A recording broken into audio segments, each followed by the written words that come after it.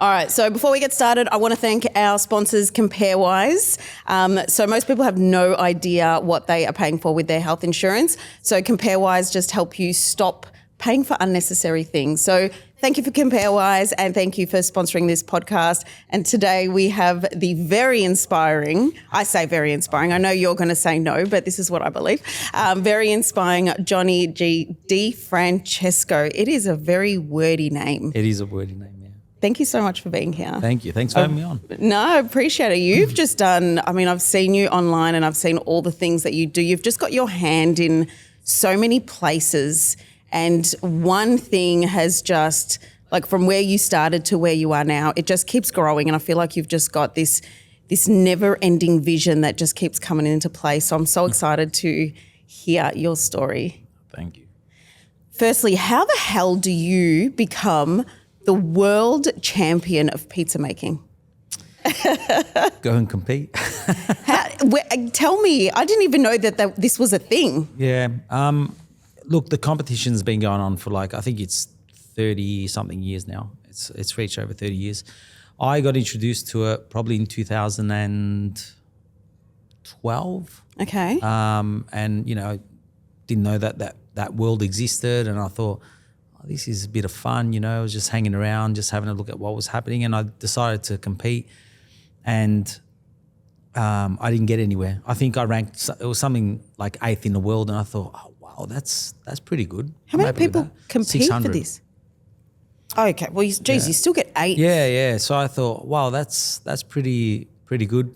But, I was nervous. I wasn't really myself because, people probably don't know this, but when you're competing, it's completely different to doing things that you do on a daily basis. There's a whole different psychology behind that. It's completely different. When you're in your own comfort zone, you're doing things on a daily basis. It becomes routine. But when you go and compete, you're in an environment that that you're not sort of accustomed to, and things are different, and you're also outside of your comfort zone. And so the nerves take over. So then I decided to go back a couple of years after. And actually I went to Las Vegas. They had a competition there. And I thought, I'll compete in that one. And I ranked 3rd in the world at Las Vegas in 2014. And again, out of 600 or so people? Las Vegas, I think there was probably less. It was probably like 200 people, not even. It's not a big competition. It's a small one. And I thought, 3rd in the world. Okay, no worries. Well, 30, I don't even say the world because that wasn't a world competition. That was like America. So I would say, all right, 30 in America. And I thought that was really good. So I actually flew back. It's a true story. I flew back. I leave Las Vegas. I fly into Melbourne Saturday really early in the morning, quickly get home, have a shower, and get back to the restaurant because I had a masterclass that I was running. So I do the masterclass, and I'm talking to the people about my experience, and everyone seemed really intrigued about it. And I said to them, by the way, I'm leaving after this masterclass. I'm getting on the plane going to Italy because I was competing in Italy the following week. And so I did that, and that was 2014. I ended up winning the World Championship that year. What? Because this is me being ignorant. Yeah. There's a handful of ingredients. Yep. I mean, you can Google the basics. What is it that makes someone become, what kind of ingredients make you become the world champion? What is it? I think, I know people say this is that's cliche. It's not true. I actually manifested that I was going to win that competition. In my mind, I'm on the plane and I'm thinking, imagine I win this. No, I don't want to imagine because I'm going to win this. And these are the things that I was saying on the way there. And people say, whatever, Johnny, manifesting's not real. Well, I don't know, because I've done a bit of it, over the years, and it actually does work because what happens is you have this self-belief of yourself. But how do you win a world championship? Honestly, it's how good you are on the day. I preach this all the time, and I really do mean it. I was the best on the day. Didn't mean I was the best in the world. It was just that day I was better than all the other really amazing competitors. So I just happened to shine and, probably, make a pizza that the judges enjoyed more than any of the other 600. But it doesn't mean you're the best, because I think being the best, there's not a best of anything, I believe. But it's how consistent you can be after that. So you can win a competition, but then if you can't replicate that same product in your restaurant day in, day out, then that competition means nothing. Right? So it's. I love that. Manifestation. Yeah. Is that, like, where did manifestation come from? When did you realize that was a thing? Probably when I was 10 or 11 years old. Yeah. That's young. Yeah. Okay, tell me that story. So I was laying in bed. I used to share a room with my brother, and that one particular, and I used to sleep on the bunk. I'm the youngest, so I was sleeping up the top, and he would sleep on the bottom. And I knew he wasn't coming home that night, so I decided to jump in his bed, right? and I'm looking at the top of the other bunk, and I still remember vividly that had the wooden slates that were going across. And I'm looking at the bunk, and I grew up knowing that my mum worked bloody hard. Like, my mum was incredibly a hard worker, and very, very hard worker, trying to, bring up 3 kids on her own and all this sort of stuff. And I remember sitting in bed and thinking, I don't want that, like, for my life. As much as my mum worked so hard and whatever, there was things that we as kids wanted or, saw other kids have that we could never have. And so I was sitting in bed and I was thinking, I don't want to do that. I don't want to do that. That's not me. And I started talking to myself, and I kept saying to myself, I'm not going to be ordinary. I'm going to be extraordinary. I'm not going to be ordinary. I'm going to be extraordinary. And I just kept repeating these words to myself because I wanted to become something that no one else in my family had achieved. I didn't know what it was. Honestly, it wasn't, I want to open up restaurants or anything like that. I just didn't know what it was. I just knew that I didn't want to be an ordinary person. Where did you sit in your siblings? So were you eldest? Youngest. Oh, you were the youngest. Yeah, you did say that. Yeah. So then how, like, what were you 2 brothers? Sister, older sister and a brother. Okay. And were they like that, or were they just kind of going with it? No, look, I think, they were sort of, just normal going people, like happy-go-lucky, just living their life and working hard and doing whatever they wanted to do, But yeah, that wasn't me as a kid. Like, anyone that grew up with me can attest to my work ethics, like I was working from a young age. I wouldn't stop, and I don't know, it was, Were you single parent? Was your mum single parent? Yeah, single parent, yeah. So what happened to Dad? He was still around, I mean, they had whatever issues they had when we were, I mean, I was only 3 when my parents split. Okay. Again, I remember that vividly. Like, that's a part of my life that I will never forget. I remember actually being put on the ironing board and my mum's putting a jacket on me and we left. So I actually remember that. What do you mean by put you on an ironing board? Like, she sat me on top of an ironing board and putting your jacket put on. my jacket on and grabbed me, picked me up and walked out the door. Was it an angry time? Oh, I don't know, probably was, but I really can't remember. And, one thing that I have never lived by, I've never lived by the excuse of my parents being split. Why? I just, because it was their business. And, I love my father as much as I love my mother and vice versa. There was no, my mum never spoke an ill word about my father, and my father never spoke an ill word about my mum. And that was probably a blessing for me, but it was never, I could have gone down that stupid route that most people do. And I think, people that do this, like, honestly, they're soft. I don't care what anyone says. Victim mentality. I hate that shit, right? So I could have gone down that victim mentality or being soft and blame the world and blame, I didn't have my mum and dad weren't there and I didn't have a father figure. Well, you know what? so what? You know, like there's no excuse to sort of go off the rails for that. You know, I don't care how bad your life has been, and I didn't have a bad upbringing, and people have probably had even 1,000 times worse upbringing than I've had. But I think it's your own mindset. How are you going to deal with the situation? And to be honest with you, I think that's helped me today with my business and my decisions and my strength. My mental strength is no one can break me. I don't give a shit who you are. Like you can tell me I'm going to fail. You can tell me that, I don't know. You can bring whatever negativity to me. I'll probably listen to it for 20 seconds and it leaves my mind. Like, and I joke about it. I say, it's none of my business what people think about me. You know what I mean? Like I don't actually care because I know that I do the right thing. I'm very transparent in what I do and that's it. And it doesn't bother me. So whatever negativity comes my way, whether it's,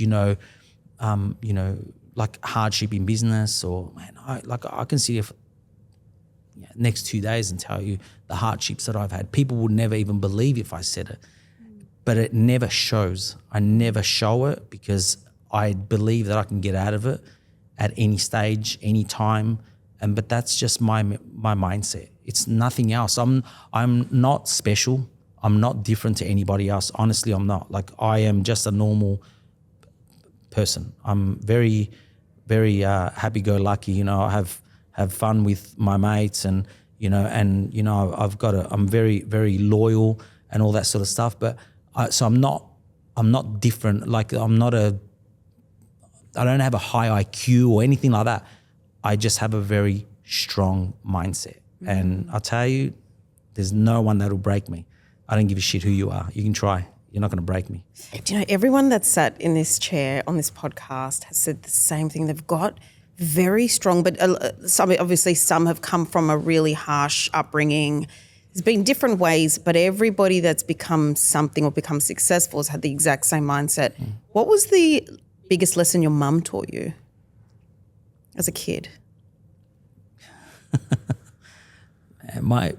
All I remember, my mum used to always say to me was the same thing all the time. I don't care what you do. You go out, do whatever you do. Don't ever embarrass me. And I had the fear of embarrassing my mum. Okay. That's it. That was the biggest lesson for me. Don't embarrass her. Don't put her in a position where she's going to feel like she failed bringing one of the kids up. And I didn't want to be that kid that she was going to feel like she failed, raising. So, yeah, that stuck with me forever. Yeah, because it is as well. You can't have this mindset without something. There's always something that pulls you. There's an anchor that you just keep going to, whatever that looks like. And so if you've had a good relationship with mum, good relationship with dad? Great, both. Yeah. Yep. And so then if you've had these good relationships, there's still that something. And so you being the youngest, were you spoiled by mum? No. No. Okay. No. But maybe not spoiled because you were saying that, let's say not in terms of financially spoiled, but spoiled as in extra love, extra, No, I don't think so. No? No. Okay. No, I didn't see it. I think, no, not really. Like I think all three of us got the same treatment, same love, etc. Yeah. And mum's relationship, she's doing well? Yeah, she's good, yeah. Yeah. And dad? Yeah, he passed, but Did he? Yeah. How many years ago did he pass? It would be 17, 18 nearly years ago. Oh, wow. Yeah. How did you go with grieving that?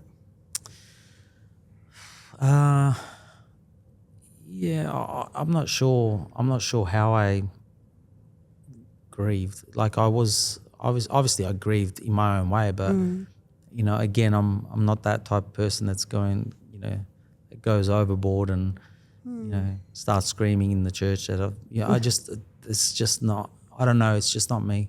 Yeah. So my father passed 7 years ago now, and I always find grief to be an interesting one because it always still pops up. No matter how much you try and deal with it, it still pops up. Okay, so manifestation was a big one for you. Yeah. And the belief. So when you were a kid, so you said 11, 12, and you started manifesting, like what led you down this path to be who you are today? What did you believe? Honestly, back I then? don't know because funny enough, like I wanted to be a musician. And you know, I played, I played drums for many years, like nearly 15 years. And I had to choose whether to pursue the music career, which I was quite talented. So it's not like I didn't have the talent. I was actually quite talented. But it was either go down that path and hope and, you know, work hard but with no financial gain, and I was going to have to, you know, live somehow. Or I was working in restaurants since I was a kid, since I was like 12. So, you know, I had love for that as well, but it was never on my mindset that I wanted to go down that route. It sort of pulled me in. Hospitality pulls you in. That's what I call it. Is that what? Yes, Yeah, I've heard this. Try and get out. It'll always pull you back in. Okay. Anyone that's done hospo will always be pulled in, even if they say, that's it, I'm done with it. A few years later, they'll be back in it, right? And that's what happened to me. You know, I was like, oh, I don't really want to do this anymore. And then I just, one day, I said, you know what, I think this is what I want to do. And I put all my eggs into that basket. Like I was all in. There was no plan B. Love that. Yeah. So what were all the eggs? What do you mean you put all the eggs in that basket? Like everything that I had, all my energy, all my knowledge, everything. It just like everything, my whole life. You know, I was 19. I stopped going out. I had no, you know, very little to no social life. It was just all in. When I mean all in, I was all in. Is that because you had manifested and seen the vision and gone, that's why I need to do this? Because that's at 19 years old, that's, I guess, the stage where you're understanding who you are, you're understanding your identity. You need to go and, you know, let all of this stuff out. Yeah, and exactly. You didn't do that? No, I didn't do that, no. Wow, okay. Yeah. And if going back now, happy with decisions you made? Yeah, I mean, what was I too young? Maybe. Because, you know, I made a lot of mistakes. Do I regret it? No. What's a mistake? What's a really significant mistake that you made? A huge amount of mistakes. I mean, a 19-year-old kid, if you want to call it that, you know, 19-year-old young man, you know, wanting to take on this world of being in business and finding out that it's not everything what people think it is. You know, after the first 2 weeks of doing it, the process was amazing. You know, the lead up, the building of it and the menu writing, you know, all these things that you get excited about. And then when you actually open and it's now, this is reality, I realized after 2 weeks, oh man, this is hard. Like, this is hard work. Even though I worked hard, this was harder because when I would work for someone, I'd go in, I'd work hard and I'd do my hours and clock off and go home. This was work hard, do my hours, no clock off, do more hours, keep going, and very little sleep. And that's what, you know, I found that it was a mental battle, right? Yeah. Because, you know, now you became, when you open up a small business, you become the bookkeeper, the consultant, the chef, the manager, the psychologist, like everything comes all at once. So I learned really, really quickly that business was not just about making an amazing product. It was so much more than that. So at 19, you opened your first restaurant? Yeah. Were you wealthy growing up? No. Okay. I need details here. So how did you go from that to opening up a first restaurant, let's say financially? Yeah. So I borrowed the money for the first one. At that age, you could borrow money? Yeah, I mean, I had savings and I had, you know, my mum helped me with collateral. So it was sort of, you know, not easy, but it was very little money. It wasn't a lot of money in my first place. Still a risk. Yeah, it was massive risk, right? So that's why I'm saying I put everything into it, the whole lot. That business lasted 10 months. And So what happened? I was at burnout stage. I was doing 6 a.m. till 1 a.m. 7 days a week. Never took a day off. And is that's why you closed it down? No, I didn't close. I sold it. So you sold it. Okay. So I sold it after 10 months, and then took on another restaurant. Did you make your money back? Did you kind of? No, I lost money. I lost money in that 10 months, and then the next two businesses, I got into these other two businesses with no money down. Okay, can I just ask you something? How do you go from you at 19, you go all in, you're in burnout stage, you sell a business. Yeah.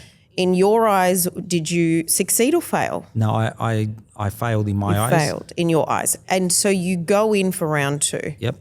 Where is your head at? Because a lot of people would not be doing that. Yeah, so I sat there and analysed what I did wrong. Okay. And I doubled down on that. Like, did you have a mentor? Nah, never. You had no one around you? No. So dad? No, Was dad? No one. So you just had the balls to go, I'm going to do this. Yep. Second place was like, I found the place that was closed down, opened it up, re-borrowed very little money, like it was like 20 grand or something. It was nothing. And cleaned it up. We got it open, and we ran that for a couple of years, sold that one off. And in better, like better? Okay, nothing. Okay, it was nothing to jump up and down about. In your eyes, was it a fail or success? A fail. Okay. And then I was told by a supplier, oh, there's a place, it's a takeaway shop, but it's not a restaurant. They want to get out. I said, okay. So I drive down to, and it's in Campbellfield, on Barry Road. So I drive down to this location, and it was closed. They had the curtains on, and it had open from 12 till 3, and then open 5 till 9 or something. So I'm looking, and he's got curtains. I'm looking through the curtains, and I see someone sitting at the table. So I knock on the door, and the guy comes to the door, and I said, oh, hi, such and such sent me here. You're selling the business. He said, look, my uncle's not here, but, give me your number and within. I said, look, I have a restaurant in Brunswick. Here's my card, right? Come and see me. I'll be there until midnight tonight. Wait, so you said this? Yeah. Did you? I did. I still have. You still had. Was this? That's the one Gradi? that I then sold after 2 years. Okay. So he. How old were you? Sorry, at this stage. 20. So he comes down with his uncle, and the restaurant we had in Brunswick, it looked really beautiful. It was a nice looking restaurant, and they, oh, nice restaurant, whatever. Yep. And he said, oh, you're interested in the shop? And I said, yep. And he said, oh, look, this is the price we want. And I asked him a few questions, and I was like, this place, it's not even worth like 10% of what he's asking, because it's turning over nothing. The profit is extremely, it's like you're working for a wage, really. There was no profit in it, right? You pretty much work in there to make whatever money. And I looked at him, I said, I'll do you a deal. And he said, what is it?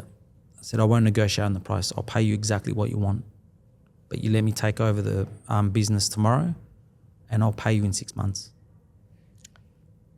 Wow. And he looked at me and he went, okay.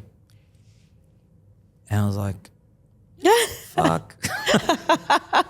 And he said, all right, no worries. He said, but we need to go to the lawyers. I said, yeah, you go to your lawyer. I was just acting all like, yeah, no problem. It's all good. So we go to the lawyer, sign off the contract. 6 months, he needs to get the money back. If he doesn't get the money back in 6 months, he takes over the business. He takes the business back. So I said, okay, no worries. We get in there. I do a couple of adjustments, and very like a paint. And at that time, my dad came help me paint the shop, and nice. We get this place going. And the owner that gave it to me, he said, oh, I have to work here for 6 months. That was part of the contract, because he wanted to still be in touch. So yeah, no problem. So he started seeing me do these changes, and he pulls me aside and he says, listen to me. I gave you this business. It's a good business. He said, if you stuff it up, he said, I want my money. I said, no problem. I said, like, calm down, it's fine. Like, everything will be fine. And we opened, so we closed it for about a week, did the renos, and then we did this we opened the doors, and I had crazy deals on this thing. There was lines out the door. So I pretty much nearly 5 times the turnover in the first week. So was it, when you say, okay, so you did renovations in the restaurant. It was just a week. We pulled out an oven, painted, cleaned it up, and whatever. And then do you think that it was just, because there was no social media, I'm guessing? We just did a pamphlet drop. Pamphlet drop? That's it. And on the pamphlet drop, was there like really crazy deals? I was selling pizzas for $5 and just doing crazy stuff, right? Do you think that's one of the things why people will come to a restaurant because of? No. Well, probably not now. No, I don't believe so. I think in the QSR space, like takeaway space, people are looking for deals all the time, and that's one thing that I realized going in now and thinking, it's not a restaurant. You're not servicing people. People are picking up, they're taking it away, they're going back home. So there's no service there. So we can reduce the price and we can manipulate it this way because we're not paying that waiter or the bar person. So, wages are cheaper, etc. So we did that, and literally we were, I think 10 years of that business was just pumping. Still there, still busy. Is this yours still? I sold a portion of it to my best mate. Oh wow! Yeah. Okay, so your hands are still in it. Yeah, but I don't touch I don't do anything. It's funny. People say to me, "Oh, how's your business going?" I say, "Fantastic," and they're like, "Oh, that's good to hear." I said, "But are you talking about my business or my job?" Because I define those two things completely How do you different. define it? Let's hear it. So my business is something that I never work in, and I have a return on my investment. That's a business for me. Anything that I physically work on, or have day-to-day operational involvement, that's my job. Because you're doing masterclasses, right? Yep. Which I love that you're in it. Yep. You're someone that you've got this massive empire, but you're the one with your hands in the dough, like teaching. Yep. So do you define that as a job? What do you define that as a passion? No, that's my passion. That's your passion. Yeah. Okay. That's my passion. And that's just giving back. That's just teaching. That's just. Yeah. I take every class myself. And if I'm not in the country, I don't do any classes. No one. Wow. Yeah. So those classes for me is very personal. If you're attending my class and you are taking your time out to come to one of my classes, then I will take my time out to be at that class and to make sure that I'm giving you more value than what you've actually paid to come and do a class. And that's how I look at it. Everything I do in business is all about value. Am I giving, the end, the customer, the end user, the end person, how much value am I giving them? And if I'm giving them more value than what they expect, then for me it's a win. That's all it is. That's how I look at business in general. What was the vision when you were 19, let's say, or when you first started, the long-term vision? Like, where would you see? Because how old are you now, if you don't mind me asking? 47. 47, okay. So what was the vision when you were, let's say, 50? What did you think who you were going to be? Vision when I was, I thought that I would have probably have been, semi-retired. Okay. I'm far from that, but it's okay. By choice? But probably. But it's okay, because at the end of the day, what does retirement mean? And I'm in a different mindset, different stage of my life right now that what is retirement? To me, retirement is still keeping busy. Retirement is not sitting at home and cracking open a beer and watching TV. To me, that's not retirement. Retirement isn't for me going on a holiday every week. To me, that's not retirement. I think that's sort of diluting yourself out of everyday life. So for me, retirement is still having some activity every day, whatever the case may be. For me, I love business, like any type of business. I'll look at any business and I'll analyze the business to the point where I understand it really well. So for me, it's retirement is, still being involved, still doing something. Doesn't mean that I have to physically work like hard, even though I do that now. To me, that's retirement. Is the point where I can get up in the morning, go into work, inspire somebody to do something really well, and then let them flourish and see that these people flourish, and then that makes me happy, and then so that for me is okay. I've hit retirement now. That's that's my step moving forward. Nothing else. So what do you find that to be like a life purpose? Do you believe in life purpose? I've never thought of it actually. Really? Yeah, nah. Because I feel like there's money. Money is money. Yeah. Business is business. Yeah. Life purpose is something that I guess, I don't know, I feel like you'd never really achieve it. And if something is for you right now being a passion that you're just wanting to go in and teach people and see that experience. I don't know if that could be a passion. Possibly. Or a life purpose. One thing I do like, I genuinely do like helping people. And you can feel that through everything you do. Even though sometimes you help people and it's a disaster. 100%. Have you had bad experiences? Fuck, I can sit here for the next 2 years and tell you. Okay, what's one life lesson that you've learned about people? Stay away from financial friendships. Yeah. And what I mean about financial friendships, I'm not talking about being in business with people. It's when you help people and the person receiving is only interested in the financial gain, and they believe that and you believe that they're your friend, and so you give it willingly and you help with all your heart. Always think twice about that friend.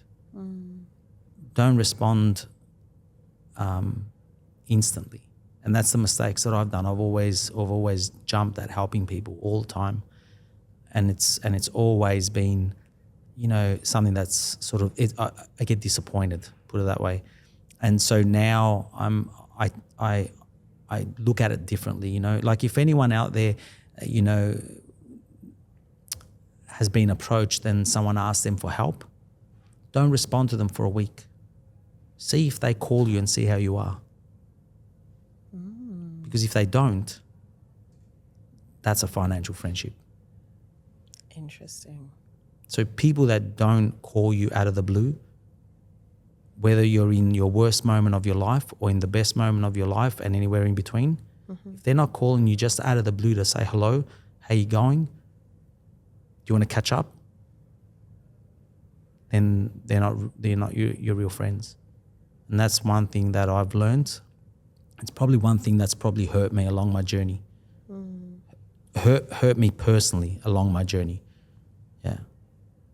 Were you growing up, your thought process with your mum and wanting to look after her and not wanting her to live like that, that probably is why foundationally you are like you want to help people, because that's how you were, that was ingrained in you as a kid, not because anyone told you to, but because that's what you saw. And so you probably still have that now in anything that you do. I find you really, really inspiring. I find you to be the type that you may not be the loudest in the room, right? But you're somebody that's really inspirational and powerful. Somebody could like just have 5 minutes with you. I reckon you would change their mindset, change their just the way they think about a particular situation. And that's do you have a lot of, let's say, younger males coming to you? And a few, yeah. I always give people time. Like I think that's probably one thing that I can give back that doesn't cost you any money. People say time is worth money, but time well spent is not. It's worth only your time. It's not, not everything needs to be transactional. And that's the problem with, I think, what's going on today. Everything's transactional. What are you going to do for me if I come and spend 5 minutes with you? Or, you know what I mean? I never look at something that's transactional. I'll do things without, wanting anything in return. If I believe I'm going to impact somebody, I'll do it, no problem. Like the other day, I had someone say to me, Johnny, I got this business idea. I don't know what to do. Can I I don't know, maybe I need a mentor. Maybe I need and I said, you don't need a mentor, man. Like, you know what?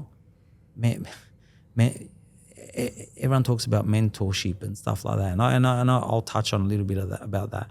But I said to him, mate, I'll give you 3 hours of my time whenever you want. Just text me next week, later in the week, because I might be busy now.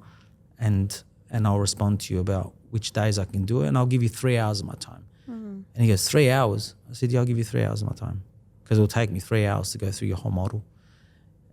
I don't want anything from him. I don't expect anything from him. And I will never expect anything from him. It's not. That's not what we do things for, right? I'm just want to give back in that way. But touching base on mentorship, when he said to me, do I need a mentor? I said, no, I need a mentor, mate. You just need good guidance. Mentors for me, mentors, what's a famous word that someone said to me? Mentors will only look after the people that are lining their pockets. So if you're paying somebody to mentor you, they will tell you what you want to hear. They won't actually give you the advice, the hard advice, the real advice, the true words that might hurt you. They'll only tell you what you think you want, or they think you want to hear, because they want their pockets to continue being lined. Yeah. Now, so if you're paying a mentor, I would say stay away. If you have someone that says, man, I'll mentor you, like I can give you an hour a month, that's worth more than someone giving you 5 hours a week being paid. I love that. Right? Because I guess there's more of a genuine, authentic 100%. If you want to help somebody, you help them because you want to help them. Now, if you turn around and say, hey, man, I'm going to mentor you, it's going to cost you 10 grand and this is the result I'm going to give you. As long as you get the result, then good luck to you, mate. Yeah. But if you're charging somebody and you're, not delivering on what you say you're going to, and the best part about this mentorship thing, because it's thrown around so much now, right, is if somebody doesn't achieve the results that the mentor is telling them that they're going to achieve, there's always the return response of, yeah, it's because, you didn't do this, or you didn't do this, or you didn't do this. Well, if you knew that I didn't do all this stuff, why didn't you come and tell me? See, I find that with personal trainers. I had a personal trainer that I thought was a mentor, and and at the end I didn't get the results, which I probably needed a bit of guidance there, but and he blamed me. And I was like, okay, I get I'll take accountability for certain areas, but I also, that's the whole point of me paying you. Well, you know what? Why not tell you in the process what you're not doing right? Yeah, exactly. That's why I always say, mentors, man, Yeah. the first thing I ask is, hey man, what have you achieved? What like tangibly, what have you actually achieved? Tell me. And don't show me all your bullshit stuff, flash cars and a house that you're probably renting and you don't tell anyone and all this sort of, like, tell me actually what you've done, man, in business, and then we'll understand where you're at. And if you haven't gone through shit, then you're not the person that I want to talk to, because you've had it easy the whole time, because you've been able to just portray that you're a successful person. There's a lot of that on social media. Social media is really bad, and I feel sorry for the young people. The young people today, they look at people on social media and aspire to be, someone that they believe is the person that they want to become. I don't want to become anybody. I just want to become the best version of myself. Why the hell do you want to be like somebody else? Go behind the social media, see what's actually really happening. Who are those people for real? 100%. What the hell are they doing? How do they walk in? How do they walk every day along the the river? Where is their path? Where do they come from? That's it. And that's why these conversations for me are so powerful. You've got kids. Yep. How many kids do you have? 3. 3. How old are they? Old. Nah. Well, you're 47. They can't be that old. Yeah, my oldest 24. Oh, damn. Okay, cool. So you got 24-year-old? 24, 21, 18. Okay, so all driving. All driving now. Okay. What do you teach them about your journey, about resilience, about belief and vision and manifestation? What's something you teach them? Don't ask me for anything, man. Go and work. Whew. Yeah. Okay. Yeah. So no handouts. No way. Love this. No way. No. Tell me your parenting style. Look, I give all the credit to parenting to my wife. Like my parenting style is hard love. I'm very fair. I love my kids more than anything in the world, but there's no way that I will give any of them a handout if I don't see that they're trying to do something themselves. Now, how do I portray handouts, right? So if Dad, can I have some money? I want to go on a holiday. No, go work, man. I don't care about your holiday. Will they work at the restaurant? Or went to the restaurant? My oldest, she's amazing. My oldest daughter, she's like me, like she's a workaholic, and she works for us. And she's grown. She's still young, 24. But you know what? I've seen her just turn into this woman that is strong, strong-minded. Really, she probably doesn't think it, but she's very resilient herself. Do you tell her? I don't know. Like I'll encourage the kids, but it's not always about. I live by with my kids. There's no participation awards in my house, man. You just got to make it, win it. You want something, go do it. Yeah. Right. So that's how we are with the kids, and it's great. We've got an amazing relationship with the kids.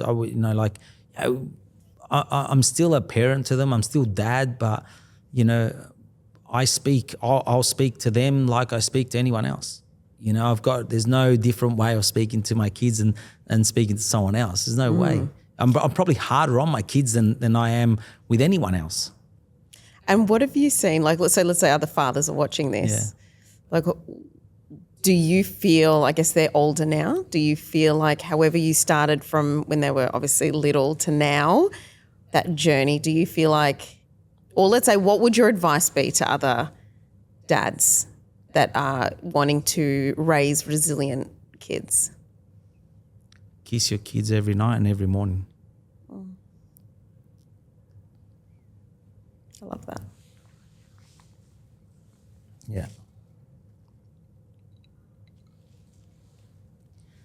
Why does that make you so emotional? I love my kids.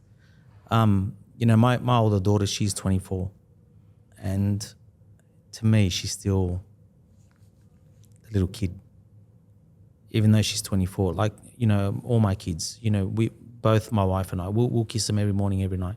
And if I'm in a rush or it's really early in the morning, I won't go into their rooms. I go into their rooms. I'll go kiss them every morning, every night. What does that kiss mean to you? I don't know. I think that's, to me, that's a special moment all the time. You know what I mean? It's not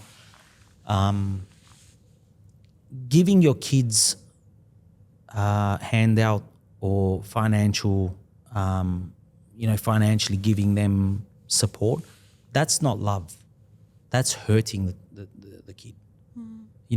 I see too many parents, because they want to be left alone or whatever, here's some money, go. That's not loving your children. That's just appeasing their wants, and then it gives you less headache. We're not interested in that.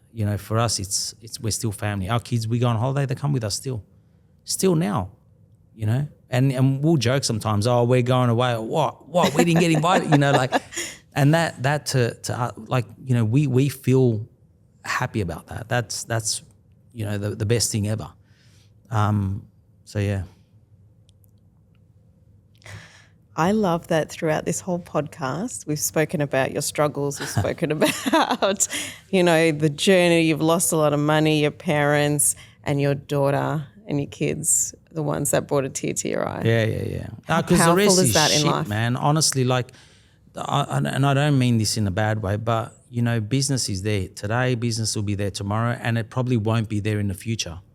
It doesn't matter. It doesn't matter, but